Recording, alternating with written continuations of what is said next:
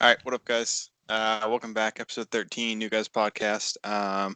We are recording this on Thanksgiving, so happy Thanksgiving to anyone listening. Be sure to follow us on social media. All of our handles are below, and be sure to follow our Other Web Media, which you guys probably already do, but we always like to mention it. So let's kick it off.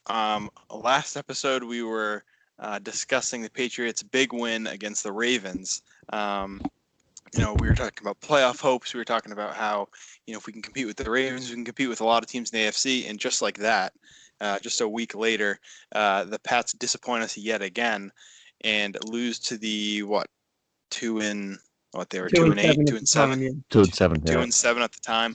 Texans, 27-20, looked pretty bad in the entire game. So we'll just go through some of our takeaways. I have a couple of takeaways that I'd like to discuss, but one of the biggest things is people always critique McDaniel's play calling, and it's completely justified. But one of the things that is kind of going unnoticed is the focal point of the offense for the past couple weeks has been Damian Harris, without a doubt. I mean, he's the reason we won the Ravens game, without a doubt, and he's kind of exploded in the past couple weeks. And to only let him carry the ball 11 times against the worst run defense, or one of the worst run defense in the entire league, who just got diced up a couple of weeks ago, makes zero sense to me. And it's not like Cam Newton was running it and it took away, or Newton had 6 or 7 carries. No, they were just passing the ball a lot, and I really don't get it, because when you it's almost like you want to ride the hot hand at this point. Whatever's working for you, keep going with it. And to only give Damian Harris 11 carries, he should be pushing 20 every single game. Not to mention it's against the worst run defense. So I don't know. I think overall we looked horrible. The defense looked horrible. The offensive line was getting diced up. They were sending everything, and that last play kind of summed it up, where you could see the blitz coming, and it's almost like McDaniels just didn't know what to do. What do you guys think? What are your thoughts coming out of it? Anthony, go ahead. Oh, damn. I think this lies on Cam, honestly. Or not even Cam, just the play calling. Just because I talked about last week, we finally got it figured out. The selective passing. You run it down your opponent's throat until they expect to run, and then you throw it down the middle. Cam Newton threw for 365 yards this past week, which was one of his better games this year, probably since the Seattle game, which we also lost. He threw nearly 400 passing yards, and we lose every game he does that. And the fact that we just threw the ball like so much. I mean, yeah, Newton had a lot of passing yards, but we didn't score points off of it really. And we score the majority of our points off of the run game, whether it's Newton running it in on a draw or Damian Harris is going for a monster 20-yard run. But it doesn't make sense to me right now. McDaniels, we thought we all had it figured out, like the selective passing. You run it, and then you throw it when they least expect it. But obviously that didn't pan out this week. I'm very disappointed. Yeah, I mean, I gotta agree with you guys there.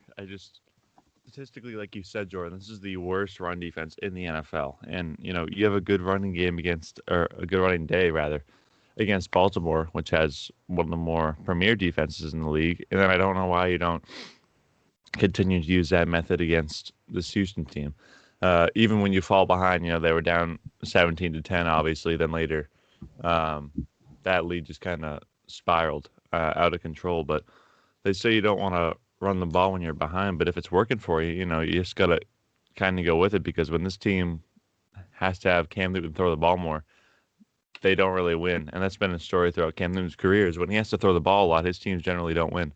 So, I blame whoever came up with the game plan, McDaniels, Belichick, whoever. And then on the other hand, I really kind of put this loss on the defense, because, yeah, the Patriots' offense hasn't been great, but the Texans are a team. Obviously, their offense is their strong suit, if you had to pick one, but they just looked horrible. I mean, the cornerbacks, couldn't cover their third and fourth string receivers. Like Brandon Cooks and Will Fuller were just kind of running circles around us. Jordan Akins and Darren Fells, who were like not good tight ends. They took advantage of the mismatch on the corner. Yeah, they were just killing us. So yeah. You could look to the offense. I feel like people tend to look at the offense for losses like this, but let up 27 points to one of the worst teams in the league, and Deshaun Watson, you couldn't bring him down in the backfield. You had many chances to sack him, and you let him escape, which I feel like the Patriots do every year to every single mobile quarterback. But I think it's just a bad look for the team overall because your offense came up short and your defense just let way too many points. Yeah, I mean, I agree with what you guys are saying, especially what Anthony said. We score, however, I don't know how many points, total we scored this season, but it's got to be 75% have got to come from running plays. I mean, we always talk about, Cam Newton doesn't have a lot of passing touchdowns, which is fine because if you can get to the, red zone and you have a decent run game, it doesn't really matter if Cam can't. I don't care how many passing touchdowns he ends up with at the end of the season. It's just I don't care if we win, we win. But yeah, it doesn't make sense to me. It's still a question mark, like we said about going against the worst run defense and not running any plays for Newton, not running any plays for Harris. Obviously Burkhead went down. I think it's a torn ACL. I think it's confirmed. But also what Pat said was interesting. Like it doesn't. The way our defense, I don't understand how our defense is playing so poorly this year. I mean, I know there's so many people that opted out. I know there's Hightower and there's reports about Hightower maybe calling it quits, and but it just doesn't make any sense to me that this defense can go from top of the line defense all the way pretty much to the bottom. I mean, I would say we have a bottom 10 defense at this point. I mean, people can say well, we got Gilmore, we got whoever, but at this point, I mean, we can't stop anyone. But I mean, I think the Texans do get less credit than they deserve. Their schedule's been really tough, and although they only have 3 wins, they faced. I think they started off against like the Steelers, the Chiefs, and the Ravens. So it's like that. They probably faced the 3 toughest teams in the AFC to start the season. So they could easily be a 500 team, maybe slightly above. Either way, though, it's not an excuse. But I wanted to ask you guys a question about Cam. So we saw, like Anthony mentioned, the running plays that the draw plays at the goal line and such. We haven't seen any of that since probably week 4, maybe right after Cam Newton came back with the COVID. Do you guys think there's an underlying problem with him in terms of maybe an injury? Because we saw he injured his hand a couple weeks ago. He's had shoulder problems. I wonder if there's something wrong with him because it was working. That goal line play was working. The draw play was working on first and or 3rd and 3 or whatever, and it's just not being run anymore. So whether it's McDaniels being a shitty play caller, which could completely be it's definitely reasoning. Yeah, so you think that you don't think there's anything wrong with Cam? You think it's just McDaniels? It's a mix of both, honestly. Okay. Just because Cam Newton's 6'5" or something like that, and he can see pretty well over the offensive line. And some of the throws he throws at least 5 passes a game that go straight into the dirt. Like why? He can see perfectly fine. It's not like Kyler Murray, who's like 5'9", 5'10", can't really see over the old line. I'm not trying to poke fun at him at all or anything. I think Kyler Murray's really talented, but he's either got to kind of heave it up a little more or run outside the pocket so he could get that clear tunnel vision of who he's throwing to. But just some of Cam's decisions in games are really troubling and questioning. And I think that ties directly into McDaniel's play calling. I don't think their styles really match as of right now. But they looks like they do at moments with the selective running and then Cam just heaving it downfield. But it's just not working right now. I think McDaniels is the real issue here. Yeah, I think I put a lot of it on McDaniels. Like I feel like we've been saying it the past couple of years. Obviously, he's had his good moments. He's had his triumphs. But even with Brady sometimes, we've always just been doing like an HP draw on 3rd and 10, like too many screens, all this stuff. It really just is so frustrating to watch as a Pats fan sometimes. And with Newton, I think there's definitely some injuries going on there. He's 31 or whatever he is.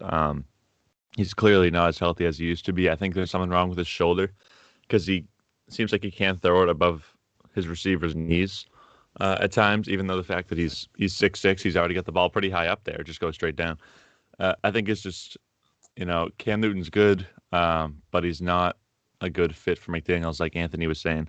I don't know why we're not doing what we were doing the first couple of weeks. It was working really well. I thought we had like a new offense. I was really excited for it. And now it just really looks dysfunctional at times. So I'd say it's a mix of both. I put more of it on McDaniels. I don't know if we're gonna look for a new OC this year. I doubt it, but I really wouldn't be averse to it considering. Just I feel like at least once or twice a game we're having these plays where we go McDaniels like what the hell? Like, what are you thinking? Yeah. Yeah. So.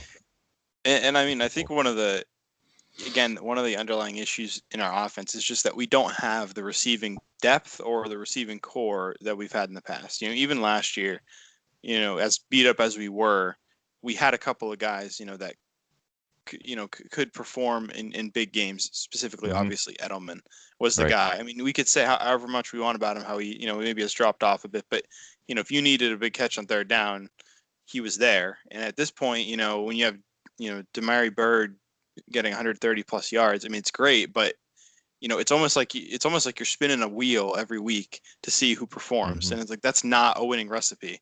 Last week it was Myers, and this week it's Bird, and maybe Moncrief gets 50 plus. It's like that's not the winning recipe at all, and it doesn't develop good chemistry with Cam and the receivers. So, I mean, looking ahead, we talked about the playoff hopes last week. I mean, they were already slim at this point. I mean, you're pretty much holding on to a prayer. We would have to go undefeated the rest of the season. So you're talking 6-0. Yeah. We would finish with 10-6, and you'd have to lose. You'd have to hope a couple of teams lose. Yeah. At least 2 games down the line. So yeah, I think it's. I mean, so the Dolphins lost last week. The Titans lost, and Realistically, No, the Ravens lost to the realistically the only Ravens team lost, you would probably leapfrog is Miami if they just like collapse. But Yeah. I don't see us getting over the Titans. I mean, even the Ravens technically aren't in the playoff picture right now. So we got them to worry about still, and the Browns, who are actually the first wild card at the moment. So, and I really do not. Barring a historic collapse, yeah, I don't really think any of those teams besides Miami really have a great chance of missing out on the playoffs. And we talked about, you could have gained winning last week. You gain a game on the Dolphins, you gain a game on the Ravens. The Titans play the Colts this week. All right, so that's a kind of a win-win because they're both 6-3. One of them will slip down to the wild card and go to 6-4. And then you've obviously got the Browns. The Raiders are looking more and more like a solidified playoff team. Oh, them too. Yeah, they're I know definitely Anthony's smirking over there. Yep, there he goes. Anthony was right. to hear that. Anthony was right. But yeah, that Sunday night game I think proved to me that they are, definitely in solid playoff contention. But just bringing it back to the Patriots, their outlets for getting to the playoffs, their path to the playoff picture was slim last week, and at this point, like Pat said, you're going to need a historic collapse by at least 3 of the teams because you got about 4 teams in front of you. You need one of those spots. So I guess this is the question I'll pose to you guys. So where do you think we're not gonna tank? I think that is out of the question because it just I don't at this point I don't think that Belichick would be like, all right, let's call it. So one, I'll ask you guys this first. Do you think Cam Newton is in a Patriots jersey next year? No. I don't know about you, Anthony. Honestly, just because I don't know who else we can grab at this point. Yep. I mean, who's a free agent? I mean, unless we do some extremely crazy bullshit and we somehow get Watson out of Houston, but I don't think that's going to happen. I think him and Romeo Crennel are going to be a great duo. Almost like I don't want to say like an Andy Reid, Patrick Mahomes type of thing or a Brady Belichick type of thing, but those two are going to be good. But the position we're in right now, I can't see us getting a quarterback at any point in the draft. Maybe like later in the 3rd round, but realistically, how many franchise quarterbacks coming out of the 3rd round that I can think of? Yeah. And Belichick, he's going to go and wait till the 6th round to grab somebody, but how often does that happen? Well, yeah. And before you go, Pat, I just wanted to throw something in there. Spike posted something about he got a DM from someone, very intelligent DM. I like when some of the Ride the Wave fans like send spikes on that stuff because it's really like detailed and stuff. So he had that plan. I don't know if you guys read it, where the Bengals slip, which is probably going to happen, slip down to the 2. The projected 2 would be Fields, but they don't need a quarterback, obviously. So they try to move it. We send them Tooney in our pick, and we move all the way up. Right, because they need alignment. And there's and they need alignment bad. And I mean, there's probably O-line. I don't know the entire draft class, but there's probably O-lineman towards the top of the draft. But Tooney's, as good as you're going to get probably from one of those. It's picks. a really good tackle, but I really don't know a whole lot about it. But yeah. Yeah. So I mean, I think that's a possibility. I like that. It's. I think we've become accustomed to Belichick just really disappointing on draft day, but we've never seen this type of. He's never had this type of season going into the draft. This isn't a so if you look at every year where we were disappointed by the draft, it was always all right, we lost in the AFC Championship or we lost in the Super Bowl. There's no need to reformulate the team. Obviously last year was, I would have liked to see us do something, but still, I don't think there was a significant need for us to move all the way up and grab someone at the top. This year, I mean, especially if Cam Newton doesn't return, you need the quarterback for the next, 10 years potentially locked up. And, Fields and Lawrence are those two guys in this draft. And I'm not sure you're going to see much better, in the next couple of years. So I don't know. I would love to see him trade up. I'm a big Ohio State guy, so I would love to see them trade up anyway for Fields. But his talent is, there. And like I said, I don't know how much better you're gonna get in the future years. Yeah, I think. What was I gonna say? I mean, there's definitely pressure from Kraft too. I think 2 seasons of Newton, at least from a franchise perspective, isn't really as exciting as getting this new young quarterback who's an absolute stud in college. Whole 9 yards. All good things you look forward to when you get a new young quarterback. I can't really see Newton sticking around. I mean, he's had an okay season. I don't want to say good or great considering where we are right now, but he's had a good season. I think he'll probably get an offer somewhere else, maybe Chicago or somewhere that really needs a quarterback. Not that we don't, but I feel like we can do more with less really at that position. Yeah. But I really like that idea of trading up into the top 2 or 3 and trying to nab Fields or even Lawrence if he dips. I doubt he will, but I would love to get a quarterback early, especially because we never really do anything like that. We never have a high pick anyway. So, I think it's about time for Belichick to kind of make a move like that. It's been 20 some odd years drafting towards the end of the first round, end of every single round. And you might as well move your assets while you have them and just go for it because you really have nothing to lose at this point. You're only going to get worse if you don't get that franchise guy. Yeah, I agree with Stidham sucks. I agree with you all. Yeah, 100%. I agree with you. Bringing in a guy like Fields will just bring this new energy into New England that we haven't seen since '94 when we drafted Drew Bledsoe first overall. He was really the last young guy, the young new blood quarterback that we've had in New England. So I am not opposed to drafting Fields at all. He's been lighting up the boards a lot lately. And I know he has some great weapons down there in Ohio State. Shout out to Jeremy Ruckert, Lindenhurst native. So, yeah, I'm not opposed to getting Fields at all. And I think he can honestly work with the guys we have because, like we said about Brady, we have all these young guys, these young receivers. And Brady, I think the reason he didn't resign was because he didn't want to take 3 or 4 years to develop these young receivers. Fields is what, 20? He's no older than 21, I would assume. 20 years old. So he's got all the time in the world to build chemistry with these guys. It's not like Newton where you're working against time because he's 31 dealing with injuries. Fields is this young, fresh body, this young, fresh quarterback that you can work with for the next 10 years. So if there's a time for Belichick to make a move, it's this year's draft. And we all thought last year this is Belichick's first test in the draft, and he obviously failed miserably. None of the guys have really panned out yet. It's still early to say, Kyle Duggar and all them. But I think this is the year if he's going to make a big time splash in the draft. Yeah. It's crazy that we're talking about the draft now as Patriots fans. Usually we're getting ready. Yeah, it is. We're usually talking about the playoffs. We're usually trying to get one seed at this time of year. But yeah, unfortunately, that's not the case. But I mean, what you said with the draft is so true. Belichick completely dropped the ball last year. I mean, we were all surprised when.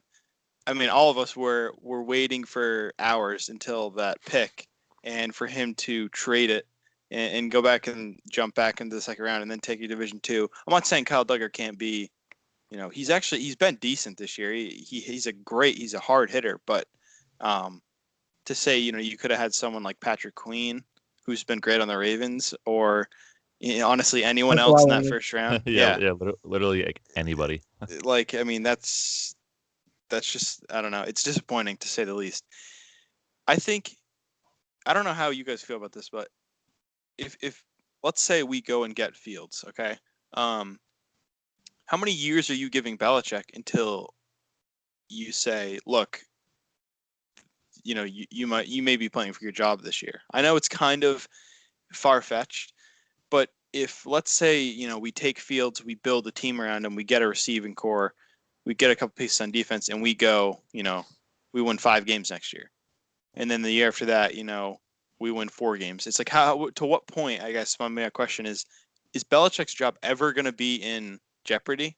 Or is it just because he's Belichick that it'll never be? Because there's always that discussion about whether Brady and Belichick needed each other. And at this point, it looks like they really needed each other, because Brady looks horrible, honestly. I know they're 7-4, but that he looked bad this past week.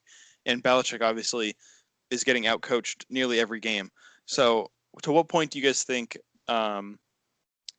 Kraft or, just in general, Patriots fans will start to say, look, maybe it's time to move on? Think it'll ever happen?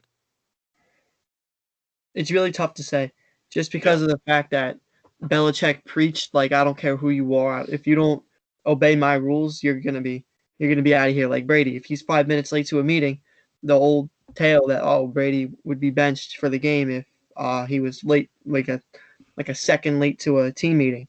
And at this point, if Belichick is not realizing that, like down the line, say 4 or 5 years from now, they have 5 consecutive losing seasons, and Belichick doesn't step down, then that's a problem, because this guy obviously thinks he's going to live forever. And in the fact that he's just going to coach his team until the day he dies, which I wouldn't doubt at all. But at the same time, it's like Kraft has to step up and say, listen, it's time to move on. That's why I think having Belichick step down as the GM, he's the GM, right? Too, Yeah. and the head coach. He's both, yeah. Yeah, I wouldn't be opposed to him stepping down this year if he doesn't make that move for Fields or any moves in the draft at all this year. I think it's time for Kraft to say, listen, you gotta step down. Mm-hmm. Yeah, I mean, how old is he? Like 68 or 69? I really think that I cannot see him sticking around more than 5 years at this point, I think. I mean, who knows? Like, some guys stay in football till they die. But I don't know. I think once Bill hits his 70s, like, at least, like, even from Robert Kraft's perspective or Jonathan Kraft's perspective, once you have a guy who, like, hits their 70s, I think it's just maybe time to get, like, a new regime in there. I know Belichick, I think, has the right to basically, like, go whenever you want. But, like, the job is yours until you don't want anymore. I think he's kind of earned that, for better or for worse for the team. I think that's what Kraft's going to give him. Just, obviously, given all the success that we've had and everything. But Anthony, yeah, I kind of agree. I mean, if you go through another offseason and it's just kind of like, what do we do? Do we really get better? I think it's time to start looking to somebody else to make these moves in the offseason, because clearly Belichick doesn't want to or isn't willing to make them, at least when we need to. So I would say that's definitely within reason to potentially see him on the way out, at least in terms of being the GM, maybe having McDaniels do it. I don't really know who would step in exactly, but Danny Ainge. Danny Ainge, yeah, another guy who doesn't want to make any trades. Yeah, I think you might just need something new in there, somebody who's willing to take some risks if they have to. Yeah, I agree with both of you guys' points. I feel like Belichick's kind of gotten a pass for the past, 20 years. I don't know how long he's been the GM. You guys know how long? I mean, it could be 5-10 years. Sure. I don't know. I feel like he's probably always had a say though, in that kind of stuff. At least since 05 or somewhere, when he's been there with the Patriots for a little bit. But he's kind of gotten a pass. And I mean, if you really look back at what he's done in the past 5 years, there really hasn't been for one, in the draft, he's been horrible. Our early picks have been trash. I mean, if you look at for the past couple of years, I think like in our first round, we haven't drafted I think there's some stat where like we haven't drafted a Pro Bowler in like 15 years or something, which is crazy considering, how well we think Belichick develops players, which it just doesn't seem to be the case. And in just looking at in terms of moves, I mean, it's really been like Brady, Edelman, build the defense, get a couple pass catching running backs, and that's the formula. It really you don't really, other than Brandon Cooks, did we really see any massive trades that have went down? Obviously, Antonio Brown didn't work out, Josh Gordon didn't work out, but it seems like we're almost giving Belichick a pass because he's Bill Belichick. And if it were any other GM, I think the entire league would be kind of looking at us like, why are you not firing this guy? So I agree. This is kind of a make or break, at least in terms of the draft and free agency. I think we all agree, though, we don't need a bridge quarterback like Cam Newton anymore. It needs to be just grab a young guy, whether it be, there's talk about Brissett coming back, or we talked about Fields. There's a couple other quarterbacks in the draft, Mac Jones, and I can't think of the other. Someone who plays for Florida. I don't remember his name. Is it Trey? I know Trey Lance is the name. I don't know if he plays for Florida though. Yeah. Oh, does he not play for Florida? Yeah. That's what I was talking about. I mean, I actually just don't know. Oregon, I don't know. None of us are well versed in the college football. Yeah, no. I don't know. Until the draft comes up, I don't know much about it. But there's four or five quarterbacks in the draft that I'd be fine with going after, and then a couple in free agency. But I would be fine with taking a younger quarterback that has a lot of potential, rather than going after like a Gardner Minshew or something like that. There's a lot of talk about like let's do Cam Newton 2.0. Let's try to get a quarterback and make the playoffs next year. And I think we could still have a significant shot if we go after a younger quarterback, because if you could build that team around him, I'm thinking maybe we get at least a shot at the playoffs. But I would not go out of my way to go try and get that bridge quarterback for the Let's next. sign Mitch Trubisky for a year. That would probably be the worst case scenario. If we come into the next season with Mitch Trubisky behind center, I'm not watching a game. Nah, I wouldn't either. But yeah. What were you gonna say? Go ahead. Yeah, no, I just agree. I think a bridge quarterback at this point, what are you really working towards? I feel like you can have a bridge quarterback when you have a guy who's too young maybe to start, or you just want to have him sit for a year. Like the Chargers were going to do that with Tyrod Taylor this year. A lot of teams do that with a first-round quarterback, whatever it is. I just think if you have two separate bridge quarterbacks, like 2 years in a row, I think it's just a dumb look for this organization, because you're not making any real progress. You're not developing your team. Like it's kind of hard for an offense to develop when you have a revolving door of quarterbacks. Look at the Cleveland Browns. Look at the Miami Dolphins. Look at the Buffalo Bills. For a long time, those teams have like a new starting quarterback every single year. So I think you just need a consistent guy, whether that's Cam Newton, whether that's Justin Fields if you draft him next year, whether it's somebody else. You need to get a consistent presence in that locker room again soon, because having Tom Brady there for the past 20 years is something you really took advantage of. It's something you really reap the benefits of, and him leaving has left a hole that really cannot be filled immediately. It's something that would need to be filled over a long period of time, because he's just had such an impact, such a locker room presence for a lot of these guys. You need somebody that's able to step in and have a similar effect to some degree on the guys around him as a leader, both on and off the field. So you just got to find somebody. I hope it's a guy like Justin Fields, not just some placeholder who's going to lead us to a 7-9 or 9-7 record and call it quits after 1 year. Yep. Yeah, definitely. But I feel like Julian Edelman has really been that locker room leader guy, especially this year. I mean, after he went out, obviously, I think they're kind of screwed. And maybe Gilmore or the McCourties have stepped up, Matthew Slater. But yeah, you definitely need that leadership position from a quarterback. But what does Teddy Bridgewater's contract look like? I feel like he got like 2 years. I think he got a multi-year with the Panthers. I have to think he got a multi-year. I would have thought about like a 1 year type of thing, and then you try and grab him. You want to talk about a bridge quarterback? Let me check. He may have. I mean, A Bridgewater that quarterback? kind of bridge deal to prove himself. I And think I then caught go that. into, Don't worry.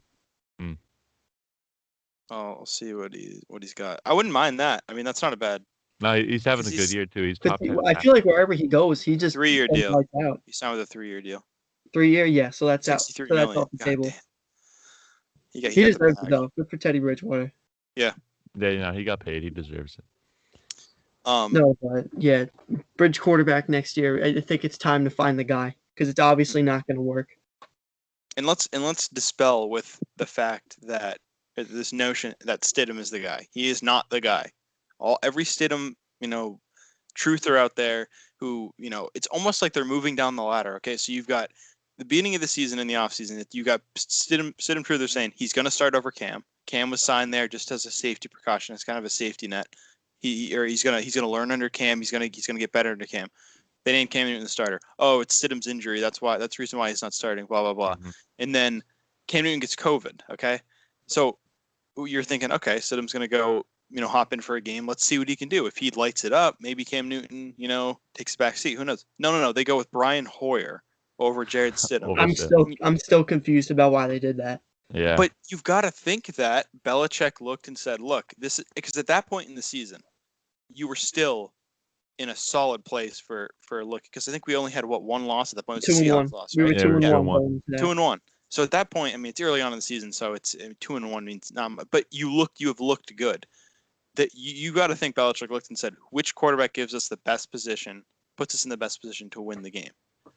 And if he went with Brian Hoyer over Jared Stidham at this point, there's really no question about whether Stidham's the next guy. I mean, it just doesn't make any sense. If you thought he was the next guy, if you thought he was the future, I think Belichick would have played him this year over Cam Newton. Right. And you definitely would have played him over Brian Hoyer. I mean, there's a Yeah. number of quarterbacks that you would have played over Brian Hoyer. A lot of backups you probably would have played over Brian Hoyer in the league. Brian Hoyer, Brian Hoyer pretty much lost us that game. That's how he played. Yeah, exactly. Yeah, it took him playing one of the Hey, worst rookie games. mistakes, yeah. I've ever seen from a quarterback to get Jared Stidham in there. And granted, Jared Stidham made a great throw to N'Keal Harry in that corner route, and we were like, oh, here we go. But he also, didn't look overly, great. All right, he didn't look too impressive.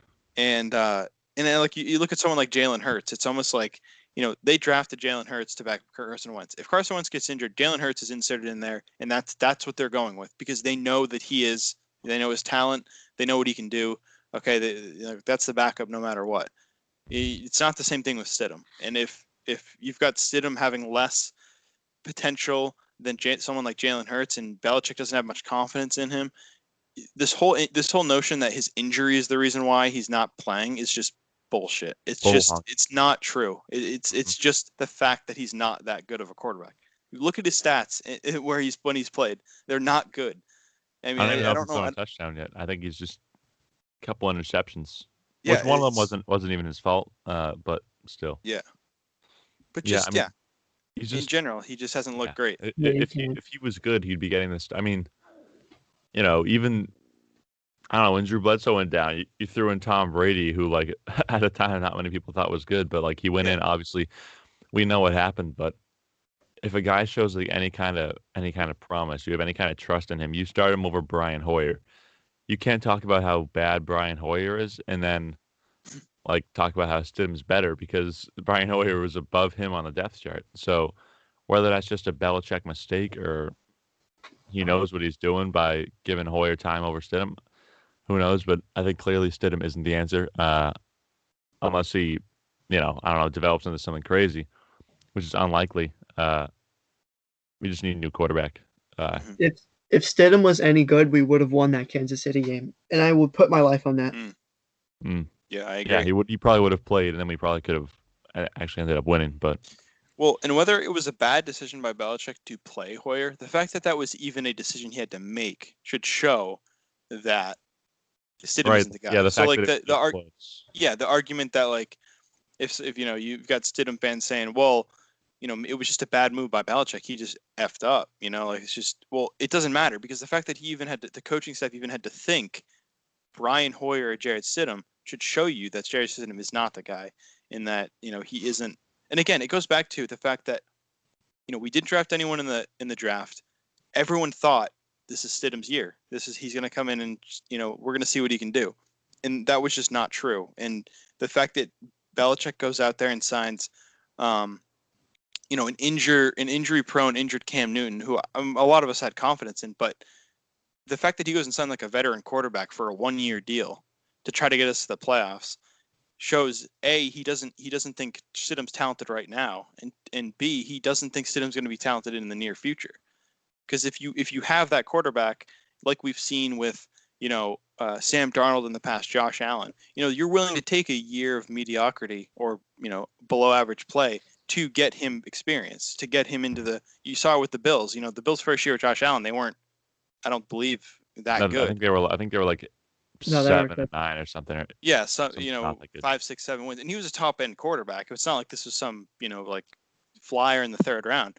But then you come around the next year, and they're all of a sudden they're competing for the AFC, the division. And then this year, they're one of the best teams in the AFC. They're going for the first seed. I mean, probably not, but they could. Yeah, and the fact that they're even competing can show. That it's just the main point is that if you have a quarterback that you have confidence in or you think has potential, you're willing to take a season like this to give him some experience. And that's why I think if he had any hope in him, he'd put him in right now and say, look, Cam, it didn't work out. Our playoff hopes are gone. Let him start the next 6 games, get some experience under his belt, and we'll run it back next year with Stidham. But he's not, because Stidham isn't that good. Mm-hmm. Yeah, and if there's anything, Belichick's a veteran of football at this point. He's just a football guru.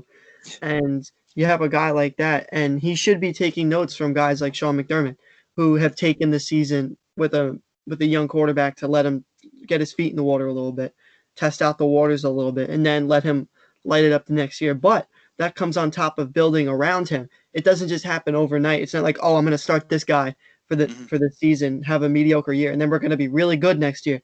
No, on top of that, Belichick has to make some moves, and I think the moves he has to make are a wide receiver and on the defensive line, because this defensive line can't get pressure on anybody. I know I'm kind of digressing a little bit, but I feel like we've talked about the offense for a little bit, but I think one of the main problems is that this defense cannot get pressure on opposing quarterbacks, no matter who they are. Like, I feel like we could play I don't know, name a bad quarterback starting right now on the team. Minshew. We couldn't get pressure on him if we wanted to.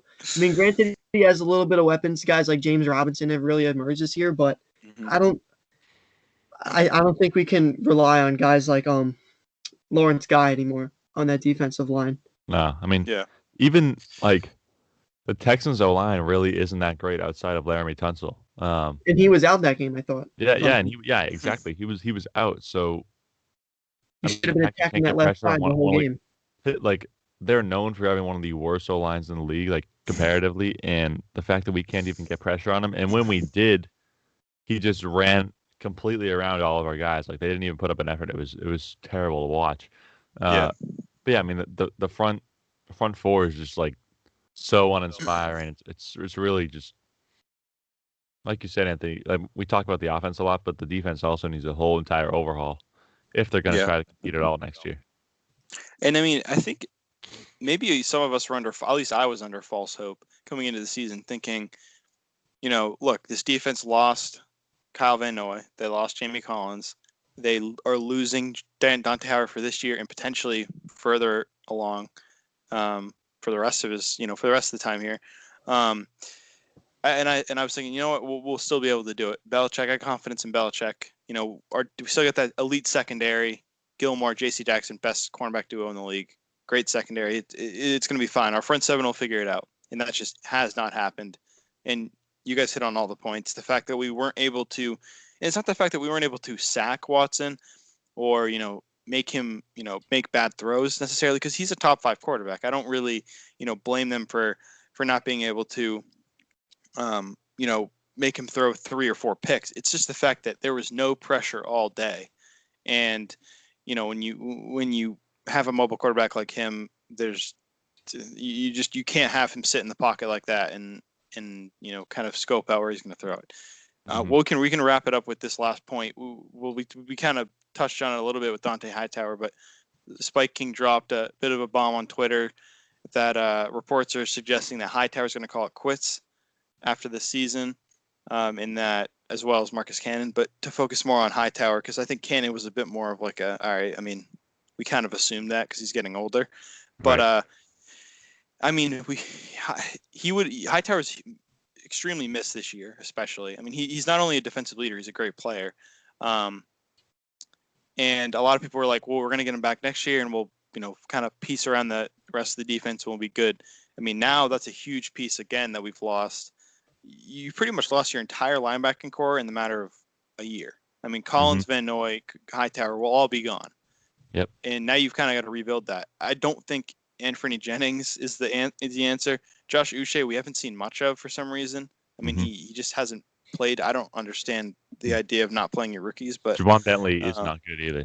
Yeah, we don't have slow. Other than Winovich on the line, I don't have much confidence in anyone on that line in the future. So, do you guys think? I don't know who's available in free agency, but do you? So where do you think the front seven lists? Where do you think the front seven is on the priority list when going into the offseason? Do you think it's two behind the quarterback, or do you think that's one? I think it's two behind the wide receiver at this point. Okay. Oh wow. So you have QB at 3. You think QB is third priority? It's tough to say. We got a lot of priorities. Yeah, we really do have a lot of priorities that we gotta get down. But if we can get Cam some weapons, I feel like hell, take another shot with him. And if you can still draft a guy like Fields with what we have, I mean, I feel like that's an ideal situation. Yeah. No, I'd say so too. I feel like the front four has to be. I mean, the front seven really has to be up there in terms of team needs because that's kind of like the heart of your defense.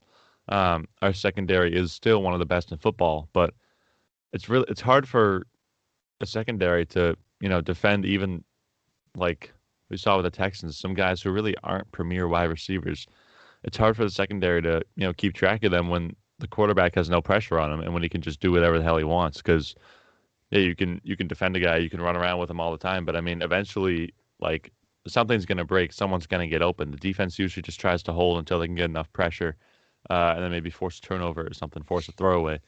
But this front seven, Dante Hightower's been the leader of this defense really for the past 8 years since he's been drafted. He's a very smart player. He can call out plays, defense. I mean, at the line. You can call out audibles, whatever, mismatches, everything like that.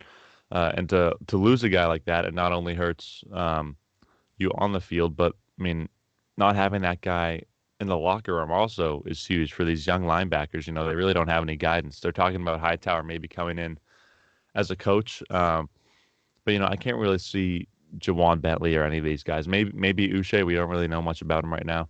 I can't see a ton of these guys really developing into what Hightower was. He was such a great patriot. Everything that he did really embodied what we talk about, the Patriot way. And these guys really just haven't really shown me much in terms of any flashes of talent or anything like that. So I think the D line in the front seven really has to be up there, right behind, like you said, quarterback, wide receiver, maybe even tight end. We have so many needs at this point that I really don't even know where to point. But I'd say, yeah, I think definitely like top 3, 4. In terms of things you really need to improve if you want to win some football games next year. Yeah. And I mean, just looking at the salaries and contract situation, I mean, Tooney expires this next year, or this following offseason, this next offseason. So I don't know how it would work with a trade to the Bengals. Would it be kind of like we trade him the rights? I'm not exactly sure how that would work. When we talked about, maybe trading up for Fields. But you got to wonder. So, Jason McCourty expires this year. There's another corner depth that you're losing. David Andrews is set to expire. He's going to come back, I'm assuming, but there's another piece where you need to get back. He needs to be top priority in terms of who we have on the team because he's been the rock on the O-line of kind of a revolving O-line. I mean, I know he's been injured, but he's been the solid, you can trust him pretty much every game. And then guys like James White, Lawrence Guy, there's a lot of guys, a lot of like small pieces that, I mean, White's not a small piece, but just all over the place. There's pieces. I feel like this is kind of like what we talked about last year, where it was like, all right, well, Van Noy and Collins and this and that, and we'll figure it out. And I don't think I think we're going down that path. I don't want us to go down that path again, where we kind of let guys walk and go into the season with like a question mark, whether it be on offense or defense. But Anthony's point about Cam Newton running it back, I don't think that's a bad idea at all. If you can, like you said, as much as we blame Newton, we used the same excuse for Brady last year that he didn't have receiving help. That's one of the reasons why we didn't perform to our to the highest standard that we usually do. It was because of there was no offensive talent. So I don't think that it's fair to not use the same kind of measurement for Cam Newton, as in he's not performing well, it's his fault, instead of him not having a good wide receiver core. So if you get a solid wide receiver in the draft, or you get I would say a solid wide receiver in free agency, and get some offensive pieces around him, why not run it back and try to make the playoffs? And if you can't make that Fields trade work, I think that's got to be the number one priority. Make the Fields trade work. If that can't work, you might be just left with another year of Cam Newton. And I'm not opposed to that because I think he's still talented. We've seen it, but he needs some help, definitely. Mm-hmm. Amen. All right, I think we're kind of coming to the end here. We're going to do a shorter one for this episode, just focus on the Patriots because there's not much. We don't need to focus too much on the playoff picture, but we'll probably jump back to more general NFL next week, especially if the Patriots continue their downfall and there's not much to talk about. So we'll hop into final thoughts here if you guys got anything. I don't think I guess we'll mention the last podcast we recorded was the night of the draft and NBA draft, and we were talking about how how Ainge needed to. We can't use these 3 picks. We need to trade them, and he ends up using the first 2 and then moving the third for another pick. Yeah. So I don't know what you guys would give the draft there, but there's still questions about Hayward's sign and trade and stuff. But we've moved into the last stretch of the offseason. I think NBA is set to start December 22nd. So about a month or so left. I don't know. I'm not one to hate on Ainge, and I think he's done well with the Thompson and Teague signing, and he tried his best with the Hayward deal. I still want to see what we get back from the Hornets just before I critique him. But you guys think Ainge gets unnecessary hate? I do. I definitely do. I mean, the fact he has us contending really for a title and for a conference championship every year for the past 4 or 5 years. So I mean, I'm not going to hate on that. A lot of teams would kill to be in that position, to even like demand that we make moves in order to get us over the hump. Like you think about it, the teams that have won really the past couple of years, you have the Raptors, which is like a 1-year thing. You've had the Warriors, who won 3 times, which is just like a dynasty that was built up, kind of like we are, just built up over several years. And then you have the Cavs. So, and obviously the Lakers this past year. But I mean, the teams that have won, they haven't just like come out of nowhere. Really, they've been building towards something over a long time, and then they end up making the leap. So I mean, I'm patient. I think that as long as we keep developing our players, like Tatum's only going to get better, Brown's only going to get better. Like, I just really think that like people are being way too impatient.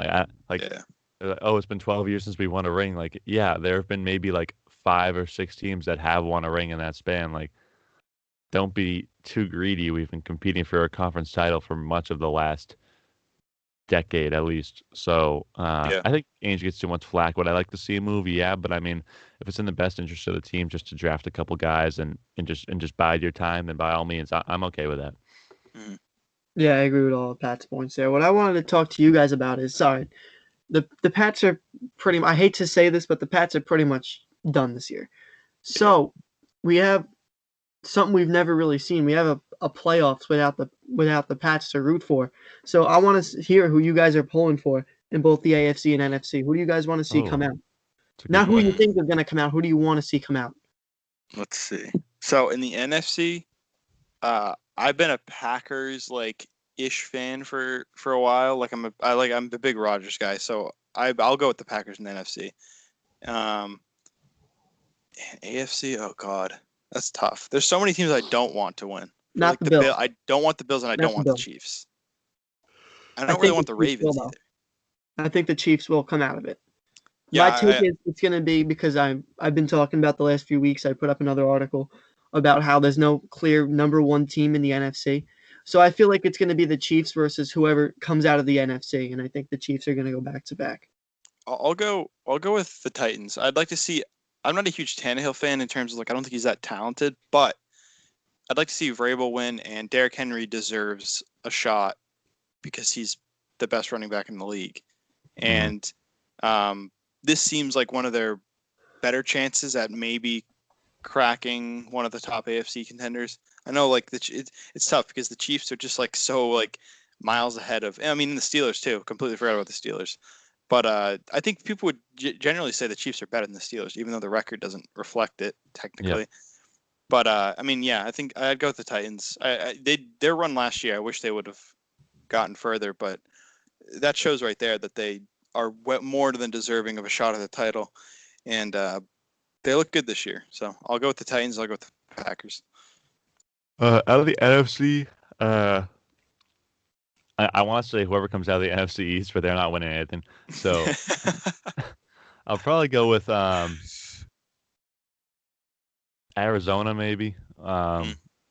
Arizona, maybe even Seattle. Or I mean, I'll go with Tampa actually, because I wouldn't mind seeing Brady win another one. Yeah. Even though he's on another team, like I still love Tom Brady. But in the AFC, actually, Anthony's gonna like this one. I think I'm gonna go with the Raiders. I was gonna say the same too, Pat. Just hear me out. If they make the playoffs, I mean, they've played the Chiefs better than anybody this year. They're the only team to have beaten them. If they can somehow get the matchups to line up correctly, where maybe they end up facing the Chiefs in the second round, maybe even the first round, or like the conference championship game, they could actually make some noise. I know that's the last team that Andy Reid and the Chiefs want to play right now. I think that's the last team that anyone should want to play right now in the AFC. I think John Gruden has really this Chiefs team, and he's figured out how to get the most out of his players. I mean, I think we all can agree they really don't have the best roster up and down. But he's been able to get the most out of that defense and that offense and those guys they have there. And I think they just got a lot of fight in them. I really like that team. They're sitting at 6-4 right now. I really hope they'll be able to sneak into the playoffs. They've got some games coming up against some not so good teams. But if I had to pull for a team to make it out, I got to go with the Raiders. Got to go with the underdog. Yeah, their toughest game coming up is I think in 2 or 3 weeks against the Colts. I think that's going to be a really pivotal game there. Yep. They own the tiebreak over the Browns, and I feel like they own another tiebreaker down the line. But yeah, I was going to either say I agree with the both of you. I wouldn't mind seeing either the Raiders or the Titans come out of the AFC, and either Tampa Bay or Seattle. I'm rooting for Russell Wilson this year. Yeah, Sam. And I mean, the last point I'll make, although the Patriots are out theoretically, it's still a really interesting season in terms of divisional races. So obviously you have the NFC East, and as much as like we should in the NFC East, like it will be close until the end. So like, and if the Cowboys are fully healthy, I think they take it, because I think Dalton is shown that he can provide for that offense, and the offense is so good outside of the quarterback position that he doesn't need to be like, great for them to perform. But you've got the NFC East. Rams, Cardinals, Seahawks are all competing with each other for the division title, and that's going to get down to the wire. And you have divisional games late in the season there. So I think Rams and the Cardinals still have to play twice. Yeah, exactly. Really? And that's such a crazy division. And I think the Rams and the Seahawks have to play again too, right? They've only played once. Week 16, I think they play. Okay, wow. So that may come down to right to the wire. But I mean, like, my point is, like, I guess if there were to be a year that we, kind of fall off and don't perform well, at least like there's some competition all around the league for, to us to enjoy for the rest of the season, and into the playoffs as well. So yeah, that's all I got. You guys got anything else? I'm done. Nah, that's about it. All right. So that'll wrap it up.